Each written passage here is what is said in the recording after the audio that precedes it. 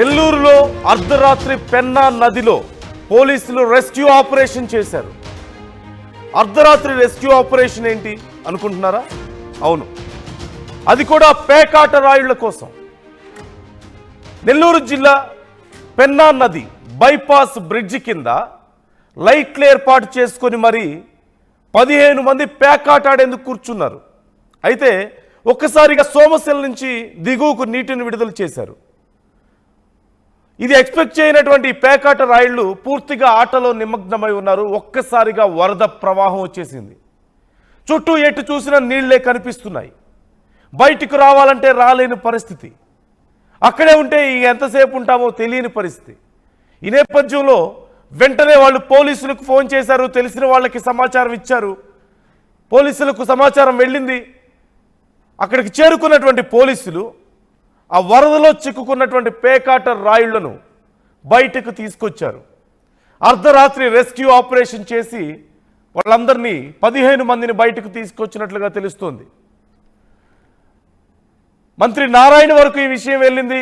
నారాయణ కూడా వెంటనే ఈ విషయంపై పోలీసులను అలర్ట్ చేశారు. కలెక్టర్ని అలర్ట్ చేశారు. పోలీసులు, ఫైర్ డిపార్ట్మెంట్ అందరూ కలిసి బ్రిడ్జ్ పై నుంచి ఒక నిచ్చెన సాయంతో ఒక్కొక్కరిని బయటికి తీసుకొచ్చినట్లుగా తెలుస్తోంది.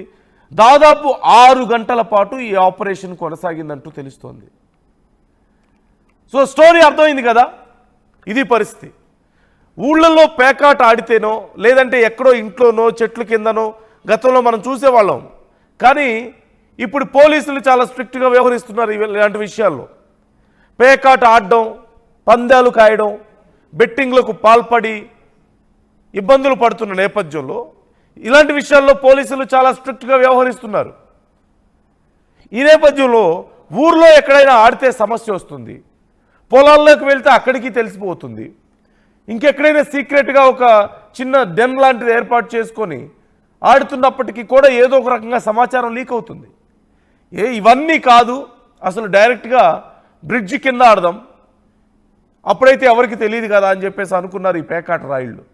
అనుకొని బ్రిడ్జి కిందకి వెళ్ళి అర్ధరాత్రి 15 మంది బ్రిడ్జి కింద అక్కడ ఒక సెటప్ రెడీ చేసుకున్నారు. రెడీ చేసుకొని ఇక ఆడడం మొదలుపెట్టారు. అయితే ఒక్కసారిగా ఏదో జరుగుతుంది అని ఏదో ఒక అలర్ట్ అయ్యే లోపే ఒక్కసారిగా వరద ముంచుకొచ్చేసింది. పేకాట్లో మునిగిపోయి ఉన్నారు. చీకటి చిన్నగా వస్తున్నటువంటి ముందు ఆ వరద నీటిని ముందుగా గుర్తించలేకపోయారు. ఒక్కసారిగా చుట్టూ ఎటు చూసినా సరే వరద నీరు వచ్చేసింది. బయటికి రావాలంటే రాలేని పరిస్థితి. క్షణాల్లోనే ఇదిగో వరద వచ్చేసింది, వరద నీరు వచ్చేస్తుంది పైనుంచి అనుకునే లోపే చుట్టూ వాటర్ లెవెల్ పెరిగిపోయింది. ఈదుకుంటూ రాలేని పరిస్థితి. పైనుంచి నీళ్ళు వదలడం వల్ల చాలా ఉధృతంగా ప్రవహిస్తుంది. మధ్యలో ఉండిపోయారు. ఇప్పుడు ఏం చేయాలి? ఎలా చేయగలుగుతారు? ఇప్పుడు ఎవరికి ఏం అర్థం కాలేదు. ప్రాణాలతో బయటపడితే చాలనుకున్నారు. పేకాట ఎంత పని చేసిందిరా బాబు అని చెప్పి తలలు బాదుకున్నారు. ఇక చేసేదేమీ లేక బయటికి తెలిస్తే పరువు పోతుంది. పేకాట కోసం అర్ధరాత్రి వచ్చి కూర్చున్నాం అని చెప్పేసి తెలిస్తే బయట పరువు పోతుంది. అలాగని చెప్పకపోతే ప్రాణాలు పోతాయి. సరే, ప్రాణం పోవడం కంటే ఇదే బెటర్ కదా అని చెప్పేసి వాళ్ళకి కాల్ చేశారు. వెంటనే వాళ్ళు మంత్రికి ఫోన్ చేసినట్లుగా తెలుస్తోంది. నారాయణ గారికి ఫోన్ చేశారు. నారాయణ గారు కలెక్టర్కి ఫోన్ చేసి, అలాగే ఈలోపు పోలీసులకు సమాచారం అందింది. పోలీసులు ఫైర్ సిబ్బందికి కూడా కాల్ చేశారు. ఎందుకంటే పోలీసుల దగ్గర ఇమ్మీడియట్గా పెద్ద పెద్ద ల్యాడర్స్ కానీ లేదంటే ఎక్విప్మెంట్ లాంటివి కానీ ఉండే అవకాశం ఉండదు. సో ఫైర్ సిబ్బందికి వాళ్ళు కాల్ చేశారు, ఫైర్ ఇంజన్కి. సో వాళ్ళు వచ్చారు, ఫైర్ సిబ్బంది. అక్కడికి వచ్చి చూస్తే ఇక ఆల్మోస్ట్ ఇంకా లేట్ అయిపోతే పరిస్థితి ఎలా ఉంటుందో చెప్పలేని పరిస్థితుల్లో చాలా భయంగా ఉన్నారు. మరోపక్క పోలీసులు అందరూ వస్తున్నారు. అక్కడ మన పరిస్థితి ఏంట్రా బాబు అని చెప్పేసి వాళ్ళ భయం. ఈ నేపథ్యంలో ఇక వారికి పైనుంచి మనం చూస్తున్నాం, స్క్రీన్లో చూడొచ్చు, విజువల్స్లో మీరు క్లియర్గా చూడొచ్చు. పైనుంచి నిచ్చెన ఒకటి కిందకు వేసి ఒక ల్యాడర్ని వేసి ఒక్కొక్కరిగా పైకి తీసుకొచ్చినట్లుగా తెలుస్తుంది. ఒక్కొక్కరిగా చాలా బరువు. సహజంగా అంత బరువుని హోల్డ్ చేయడం కష్టం. అంటే ఏదో నిచ్చెన వేశారు కదా, పైకి ఎక్కొచ్చారు కదా అనుకుంటే సరిపోదు ఖచ్చితంగా. ఇక్కడ ఇలాంటి రెస్క్యూ ఆపరేషన్స్లో ఖచ్చితంగా చాలా రిస్క్ ఉంటుంది. ఏదో ల్యాడర్ వేసినంత మాత్రాన పైకి రావడం కుదరదు. ఎందుకంటే పైకి వచ్చే సమయంలో ఒకవేళ ఏదైనా పట్టు తప్పి పడిపోతే ప్రాణాల మీదకి వస్తుంది. మనం చూస్తున్నాం స్క్రీన్లో, చాలామంది అక్కడికి వచ్చారు, పోలీసులు వచ్చారు, ఫైర్ సిబ్బంది వచ్చారు, లైట్లు ఆన్ చేసేసి. కింద ఉన్న వాళ్ళ మానసిక స్థితి ఎలా ఉంటుందో కదా. ఇప్పుడు ఏదైనా ఘనకార్యం చేయడానికి వెళ్ళో లేదంటే ఏదైనా పని మీద వెళ్ళి ఎక్కడైనా చిక్కుకుపోతే ఖచ్చితంగా ఇలా ఆలోచించాల్సిన అవసరం ఉండదేమో. కానీ వాళ్ళు వెళ్ళింది పేకాట కోసం వెళ్ళి, అంటే ఊర్లో ఆడితే ఇంకెక్కడైనా ఆడితే పోలీసులు పట్టుకుంటారని చెప్పేసి ఏకంగా బ్రిడ్జి కింద పెట్టి కూర్చున్నారు. సెటప్ అంతా కూడా చుట్టూ నీళ్ళు వచ్చే ఏం చేయలేని పరిస్థితి. ఇంకొద్దిసేపు ఆగితే వాళ్ళు ఉండే ప్రాంతం కూడా మునిగిపోతుందేమో. ఏం చేయాలో అర్థం కాక ఇక తప్పనిసరి పరిస్థితుల్లో ఈ జరిగిన తతంగం అంతా మనం చూస్తున్నాం. ఒకవేళ పట్టుకొని ఏదన్నా నిచ్చెన జారినా లేదంటే నిచ్చెన ఎక్కే సమయంలో జారిపోయినా ప్రమాదం జరుగుతుంది. బలంగా ఉండాలి నిచ్చెన. ఈ నేపథ్యంలో మనం చూడొచ్చు కింద వరకు ఆ బేస్ వరకు ఏర్పాటు చేసి ఆ నిచ్చెన కూడా అంత పెద్ద నిచ్చెనలు దొరకడం సాధారణమైన విషయం కాదు. ఖచ్చితంగా కేవలం ఫైర్ డిపార్ట్మెంట్ వద్ద మాత్రమే అలాంటివి ఉంటాయి. ఎందుకంటే సహజంగా ఫైర్ డిపార్ట్మెంట్ కొన్ని ఫ్లోర్స్ వరకు ఎక్కాల్సి ఉంటుంది. ఏ 3rd ఫ్లోర్లోనో 4th ఫ్లోర్లోనో ఏదైనా ఫైర్ ఉంటే అప్పటికప్పుడు వాళ్ళ దగ్గర పెద్ద నిచ్చెనలు ఉంటాయి. అలాంటివి అంటే మల్టీ స్టైర్ ల్యాడర్స్ ఉంటాయి. సో అలాంటి వాటిని వేసి వాళ్ళందరినీ ఒక్కొక్కరిని బయటకు తీసుకొచ్చారు. ఆల్మోస్ట్ 6 గంటల పాటు ఈ రెస్క్యూ ఆపరేషన్ జరిగింది అర్ధరాత్రి సమయంలో. ఇదంతా దేనికోసం అంటే పేకాట ఆడడానికి కోసం. పేకాట ఆడడానికి వెళ్ళి ప్రాణాల మీదకు తెచ్చుకొని ఈ విషయం మంత్రి దగ్గరికి వెళ్ళి, కలెక్టర్ దగ్గరికి వెళ్ళి, పోలీసుల దగ్గరికి వెళ్ళి, ఫైర్ డిపార్ట్మెంట్ వెళ్ళి, ఊళ్ళో వాళ్ళందరూ కంగారు పడిపోయి రాత్రి అంతా జాగారం చేసి ఒక పెద్ద జాతర అయిపోయినటువంటి పరిస్థితి. 15 మంది ఉన్నారు అక్కడ. సుమారు 6 గంటలు పట్టినట్లుగా తెలుస్తోంది. ఏదో వెళ్ళామా బావిలోంచి ఏదో చిన్న గోతిలోంచి తీసినట్టు తీసేసామా అన్నట్లు కుదరదు కదా. బ్రిడ్జి చాలా హైట్ ఉంటుంది, మల్టీ లేడర్స్ ఉన్నటువంటి లేడర్స్ వేయాల్సి ఉంటుంది, మల్టీ స్టోర్స్. ఈ నేపథ్యంలో అదంతా చాలా రిస్క్యూ ఆపరేషన్. ఎక్కేటప్పుడైనా సరే ఏదైనా నిచ్చెన జారినా చాలా పెద్ద ప్రమాదం ఉంటుంది. అలాగని లేట్ అయితే వాటర్ ఉధృతి పెరిగే అవకాశం ఉంటుంది. ఇలా చాలా ఇబ్బందికర పరిస్థితుల్లో, చాలా రిస్క్ కండిషన్స్లో వాళ్ళందరినీ రెస్క్యూ చేసినట్లుగా తెలుస్తుంది. ఈ నేపథ్యంలో బయట పడిన తర్వాత ఇక వాళ్ళ పరిస్థితి ఎలా ఉంటుందనేది మనం ఊహించవచ్చు. అందరూ ఖచ్చితంగా తెలిసిన వాళ్ళు తిడతారు, కుటుంబ సభ్యులు కోప్పడతారు, ఇంకో పక్క పోలీసులు మరి పేకాట ఆడడానికి వెళ్ళారు కాబట్టి ఆ కోణంలో ఏమైనా వాళ్ళని హెచ్చరించడం కానీ లేదంటే ఇంకేదైనా యాక్షన్ తీసుకోవడం కానీ జరిగిందా అనేది ఇంకా తెలియాల్సి ఉంది. లేదంటే ప్రాణాలతో బయటపడ్డారు కదా పోనీలే అని చెప్పి వదిలేశారా, ఇవన్నీ తెలియాల్సినటువంటి విషయాలు. కానీ జాగ్రత్తగా ఉండాల్సిన అవసరం ఉంది. ఇలాంటి విషయాల్లో అనవసరమైనటువంటి రిస్కులు, ప్రాణాల మీదకు తెచ్చుకునేటువంటి పనులు, అది కూడా ఇలాంటి విషయాల్లో ప్రాణాల మీదకు తెచ్చుకోవడం ఇంకా చాలా దారుణమైనటువంటి పరిణామం ఖచ్చితంగా. సో వాట్ యూ థింక్, మీరేమనుకుంటున్నారు? పేకాట ఆడడానికి వెళ్ళి ప్రాణాల మీదకు తెచ్చుకున్నటువంటి వీళ్ళ పరిస్థితి ఏంటని మీరు అనుకుంటున్నారు? కామెంట్ చేయండి. బట్ బిఫోర్ దాట్ ఒకసారి ఆర్టీవీ ఈ అంశానికి సంబంధించి పూర్తిగా కవర్ చేసే ప్రయత్నం చేసింది. అక్కడ ఏం జరిగింది, ఎలా జరిగింది అనే దానికి సంబంధించి ఒకసారి చూద్దాం. నెల్లూరు పెన్నా బ్రిడ్జి ఇటువైపు హైవే మీద ఒక బ్రిడ్జి ఉంది. అయితే వరద నీరు ఒక్కసారి వదలడంతో ఐలాండ్లో సుమారు ఒక 15 మంది వరకు చిక్కుకోవడంతో వాళ్ళని రక్షించేందుకు సుమారు ఒక ప్రత్యేక టీం కూడా రావడం జరిగింది. ప్రస్తుతము పోలీస్తో పాటు కార్పొరేషన్ కమిషనరు, అదేవిధంగా రెవెన్యూ శాఖ అధికారులు, ఫైరు తదితర అధికారులు మొత్తం ఇక్కడ రావడం జరిగింది. వాళ్ళు రక్షించే ప్రయత్నాలు అయితే చేస్తున్నారు. అయితే సాయంత్రం 8 గంటల నుంచి రాత్రి 12 గంటలైనా ఇంకా ప్రయత్నాలు చేస్తున్నారు. ప్రస్తుతము ఒక 7 మందిని మాత్రము బయటకు తీయడం జరిగింది. అయితే ఈ బ్రిడ్జి అంటే 2 బ్రిడ్జిల మధ్య ఒక ఐలాండ్ మాదిరిగా ఉంది. అయితే ఆ ఐలాండ్లో నిత్యము మద్యం సేవించడాలు లేదంటే పేకాట, జూదం వంటి చేస్తూ ఉంటారు. ఇందులో భాగంగానే అక్కడికి వెళ్ళినట్లు తెలుస్తుంది. అయితే వీళ్ళు కొంతమంది మాత్రమే పోలీసు రక్షించగలిగారు. మరి కొంతమంది భయపడో మరి ఎందుకు వాళ్ళు ఆ ఐలాండ్లోనే దాముకున్నట్లు తెలుస్తుంది. వాళ్ళను కూడా సురక్షితంగా బయటకు తీసుకుని వచ్చేందుకు పోలీసు, అదేవిధంగా ఫైరు, రెవెన్యూ అధికారులు అయితే ప్రయత్నాలు చేస్తున్నారు. ప్రస్తుతం మనం చూస్తున్నాము, అంటే 8:30 నుంచి వాళ్ళ ప్రయత్నాలు అయితే చేస్తున్నారు.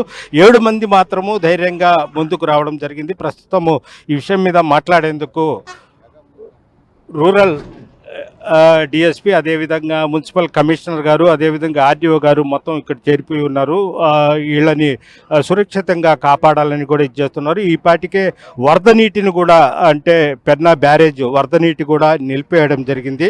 అయితే ఒకవేళ వాళ్ళు ఎక్కడైనా లోపలే ఈ ఐలాండ్లో దాముకొని ఉన్నట్లు కూడా సమాచారము. అయితే వీళ్ళను సురక్షితంగా రక్షించేందుకు ప్రయత్నాలు కూడా చేస్తున్నారు. ప్రస్తుతము మున్సిపల్ కమిషనర్ గారు ఉన్నారు, ఆయనతో కూడా మాట్లాడారు. సార్, ఈ రెస్క్యూ టీము ఎంతవరకు వచ్చింది, ఎంతమందిని బయటికి? సో యాజ్ ఆఫ్ నౌ మనకి fire, police and revenue department officials, municipal officials అందరూ కూడా ఇక్కడ ఉన్నారు. ఆనరబుల్ మినిస్టర్ నారాయణ గారి యొక్క ఆదేశాల మేరకు మున్సిపల్ సిబ్బందితో పాటు స్థానికంగా ఉండేటువంటి నాయకులు కూడా ఇక్కడ ఉండి వారి యొక్క ఆచూకని కనుగొనే ప్రయత్నం చేస్తున్నారు. అయితే ఇప్పటివరకు 9 మంది వరకు సురక్షితంగా బయటకు వచ్చారు. ఇంకా 4 or 5 మెంబర్స్ ఉండొచ్చని అంచనా. వారిని కూడా ఇక్కడ ఉన్నటువంటి పోలీసు వారు, ఫైర్ వారు సెర్చ్ చేసేటువంటి ప్రయత్నం చేస్తున్నారు. అదేవిధంగా లోకల్ పీపుల్ యొక్క సమాచారం మేరకు వారి యొక్క ఆచూకీని కనుగొంటున్నాం. సార్, అసలు ఈ ఐలాండ్లోకి ఎందుకు పోవాల్సి వచ్చింది, ఏంటి సార్? అంటే జనరలీ ఇప్పుడు నిన్నటి వరకు మనకి సోమశిల వాటర్, ఫ్లడ్ వాటర్ పెద్దగా లేదు కాబట్టి ఇక్కడ ఈ రివర్ బెడ్లో ఉంటూ వాళ్ళు వచ్చి వెళ్తూ ఉండేవారు. బట్ ఈ వాటర్ రావడంతో ఒకసారిగా వారు ఇక్కడ నుంచి తప్పించుకునే ప్రయత్నంలో, ముఖ్యంగా పోలీసు వారు వస్తున్నారని చెప్పి భయపడి పారిపోయే ప్రయత్నంలో ఇలా జరిగింది. బట్ ఏది ఏమైనా వారిని సురక్షితంగా బయటకు తీసుకొస్తారు. అంటే కొంతమంది స్థానిక నాయకులు ఉన్నారు, వాళ్ళు ఇంకా అందరూ చూస్తారు వీడియోస్ ముందు ఇదని భయపడుతున్నారు అనేది ఒక సమాచారం. అంటే అదే కాదు, వాళ్ళు ఈవెన్ పోలీసు వారు కూడా తర్వాత మళ్ళీ ఏదైనా ఇన్వెస్టిగేట్ చేస్తారనే ఉద్దేశం కావచ్చు, లేదా స్థానికంగా ఉండే ప్రజలు వారందరికీ ఎక్స్పోజ్ అవుతామనేటువంటి కావచ్చు. వారు సురక్షితంగా ఉండే, ఎందుకంటే వాళ్ళు రెగ్యులర్గా ఉండే ప్రాంతాలు కాబట్టి వాళ్ళకి అలవాటు ఇక్కడ ఉండడము, సురక్షితంగా వారి ప్రాంతాలకు వెళ్తారు. Okay, thank you sir. అదేవిధంగా డిఎస్పీ శ్రీనివాస్ గారు ఉన్నారు, ఆయనతో కూడా sir, excuse me sir. Sir, మొత్తం ఎంతమంది ఉన్నారు ఈ లైన్లో? ఇంతవరకు ఎంతమందిని మీరు రక్షించగలరు?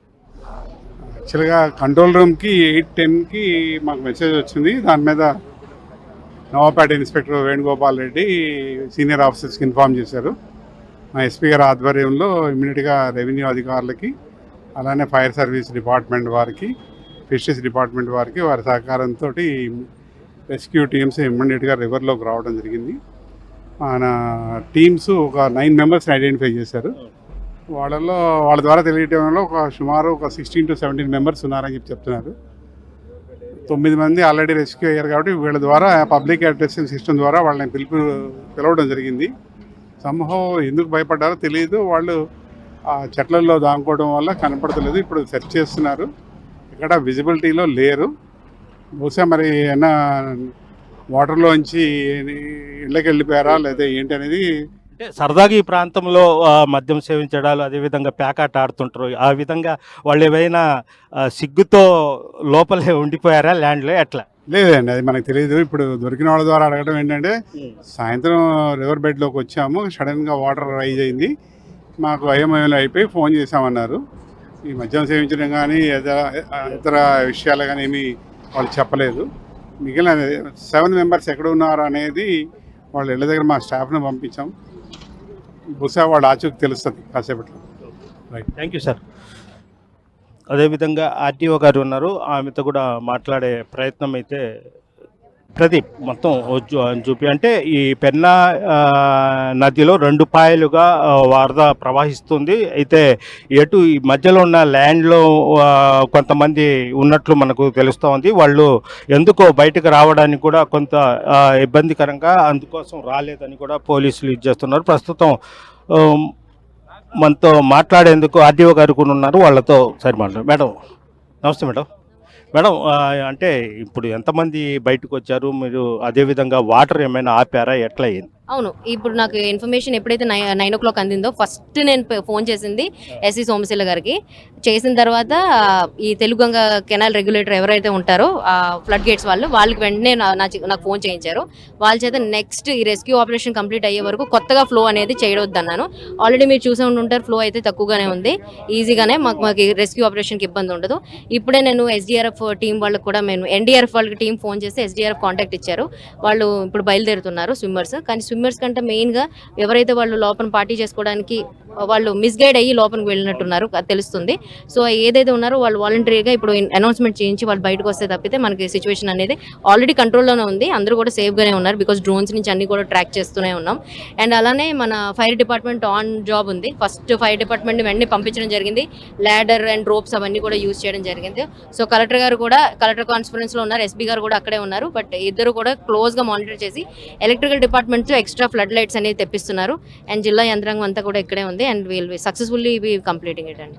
ఈ వరద నీరు అంటే సోమశీల జలాశయం నుంచి వాటర్ వదిలేటప్పుడు ఈ మొత్తం ఈ ప్రాంతం మొత్తం ఏమైనా సైరన్ చేయడం కానీ వాళ్ళకి హెచ్చరికలు జారీ చేయడం అలాంటి ఏమైనా చేశారు? అవునవును.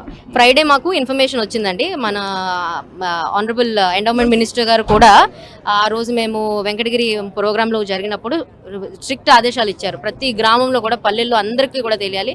పెన్నా నదిలో ఎవరు కూడా దిగడానికి కానీ ఎవరు కూడా మత్స్యకారులనే కాదు, మామూలు వాళ్ళే కాదు, ఎక్కడ కూడా ఏ యాక్టివిటీస్ అనేది రెగ్యులేట్ చేయమన్నారు. వెంటనే ఆయన ఆదేశాల మేరకు మేము ప్రతి తహసీల్దారు ప్రతి మండల్ టీంతో గల్లీన మేము ఒక ఆటో, సైరన్, మైక్ అనౌన్స్మెంట్ అవన్నీ చేయించామండి. అదైతే విస్తృతంగా జరిగింది. అందుకని మనకి మినగళ్ళు కానీ ఇందుకూరుపేట కానీ నాకు మేజర్గా నెల్లూరు డివిజన్లో ఎక్కువ మండల్స్ ఉన్నాయి పెన్నా నదికి సంబంధించి. అవన్నీ కూడా కంట్రోల్ చేయడం జరిగింది. అలానే మిగతా డివిజన్ ఆఫీసర్స్ కూడా మేము గ్రూప్లో కూడా షేర్ చేసాం. మేము ఏదైతే యాక్టివిటీస్ చేసామో దాని పరంగా అయితే అప్రమత్తంగానే ప్రజలు ఉన్నారు. అలా వీళ్ళు జస్ట్ ఏదో పార్టీ చేసుకోవడానికి మిస్గైడ్ అయ్యి ఒక రూట్ తప్పి వెళ్ళడం జరిగింది. కానీ ఇదేమి ఉద్దేశపూర్వకంగా అయితే ఏమి కాదు. సో అది అంటే వాటర్ తగ్గింది కాబట్టి స్పీడ్ కూడా ఆటోమేటిక్ వాళ్ళు వెళ్ళిపోయే అవకాశాలు కూడా ఉన్నాయి. అవునవునవునవును. అంటే వాళ్ళ సేఫ్టీ గురించి రెస్క్యూ ఆపరేషన్ గురించి తగ్గించడం జరిగింది. మీతో మాట్లాడే ముందు కూడా ఎస్సీ గారితో మాట్లాడడం జరిగింది, ఈతో కూడా మాట్లాడడం జరిగింది. అందరూ కూడా ఈ విషయంగానే ఉన్నారు. నెక్స్ట్ ఇప్పుడు ఎస్డీఆర్ఎఫ్ టీం వస్తుంది. నెక్స్ట్ మనం ఏమన్నా మిగతా వాళ్ళని ఈ రిస్క్ టీంలో ఎవరెవరు పాల్గొన్నారు? మెయిన్గా మనకి ఫస్ట్ ఇన్ఫర్మేషన్ వచ్చింది పోలీస్ డిపార్ట్మెంట్ నుంచి. వెంటనే మన రెవెన్యూ యంత్రాంగం, మన తహసీల్దార్ అండ్ వీఆర్ఓ టీం వచ్చిన తర్వాత నేను కూడా రావడం జరిగింది. అలానే మన మున్సిపల్ కమిషనర్ గారు కూడా వచ్చారు. అలానే మనకి బ్యాక్ ఎండ్ టీంలో మనకి కనబడకుండా ఇక్కడ పనిచేస్తున్న వాళ్ళు fire department, fisheries department, electric department. So అందరూ కూడా వాళ్ళ ఇప్పుడు ఉన్న టైం, ఎందుకంటే ఈ టైం చూసారు, ఇట్స్ అన్ ఆడ్ టైం. మనకున్న రిసోర్సెస్లో ఎలా వాళ్ళని తీసుకురావాలనే చూడడం టీం అంతా కూడా దీని మీద ఉన్నారు. Okay, thank you madam. ఇది పరిస్థితి. అయితే మొత్తం మీద ఒక 15 మంది పెన్నా నదిలో చిక్కుకున్నట్లు తెలిస్తే వాళ్ళని 9 మందిని మాత్రం సురక్షితంగా బయటకు వచ్చారు. మిగిలిన వాళ్ళు కూడా ఆ ఐలాండ్లోనే ఉన్నారని కూడా అనుమానిస్తున్నారు. అయితే టోటల్ మీద ఏం చేశారంటే వాటర్ ఫ్లో పైనుంచి రాకుండా తూములు ఇచ్చేయడంతో వాటర్ కూడా పూర్తి ఇదైపోయింది. వాళ్ళు కూడా సురక్షితంగా బహుశా వాళ్ళు కూడా వాళ్ళ ఇళ్లకు వెళ్ళిపోయి ఉంటారని కూడా వీళ్ళు చేస్తున్నారు. మొత్తం మీద రెవెన్యూ, పోలీసు మొత్తం కలిసి ఒక టీమ్గా రెస్క్యూ టీంకి తీసుకొని మొత్తం మీద ఇక్కడైతే ఎవరిని ఎలాంటి ప్రాణ నష్టం జరగకుండా అయితే చర్యలు అయితే తీసుకుంటున్నారు. వీడియో ప్రదీప్తో గాయస్ RTV నెల్లూరు నుంచి.